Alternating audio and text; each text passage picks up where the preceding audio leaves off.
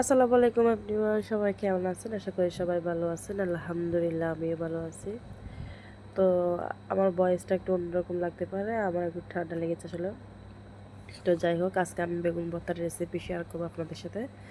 তো এর জন্য যা যা লাগবে আমি সব কিছু রেডি করে নিয়েছি। প্রথমে হচ্ছে বেগুনটা গ্যাসের মধ্যে আমি পুড়িয়ে নিয়েছি। পোড়া বেগুনের ভর্তা বানালে সেটা অন্যরকম একটা স্মেল আসে।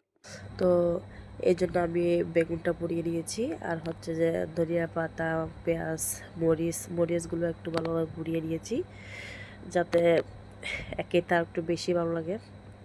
তো আমি একটু লবণ দিয়ে তারপর হচ্ছে হালকা করে মরিচগুলো ডলে নেবো ভালোভাবে। ডলে নেওয়া হয়ে গেলে এখন আমি পেঁয়াজগুলোর সাথে ভালোভাবে মিক্স করে নেব। দেখতেই পাচ্ছেন পেঁয়াজগুলোর সাথে ভালোভাবে মিক্স করা হয়ে গেলে এখন আমি ধনিয়া পাতাগুলো দিয়ে ভালোভাবে আর একটু মিক্স করে নেব। দেন সবগুলো একসাথে মিক্স করা হয়ে গেলে এখন আমি বেগুনগুলোর সাথে দিয়ে একসাথে ভালোভাবে মিক্স করে নেব। তো সবগুলো মিক্স করা হয়ে গেলে এখন আমি তার মধ্যে একটু সরষের তেল দিব। আসলে যে কোনো ভর্তার মধ্যে সরষের তেল দিলে সেটা অন্যরকম একটা স্বাদ লাগে, সেটা যে কোনো ভর্তাই হোক না কেন। তো আমি একটু সরষের তেল দিয়ে নিলাম, দিয়ে ভর্তাটাকে আরও একটু ভালোভাবে মিক্স করে নিচ্ছি। দেখতেই পাচ্ছেন।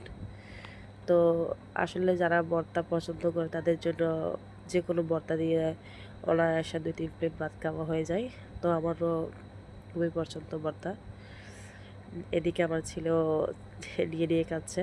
তো আমার বেগুন ভর্তার রেসিপি কেমন হয়েছে সবাই জানাবেন।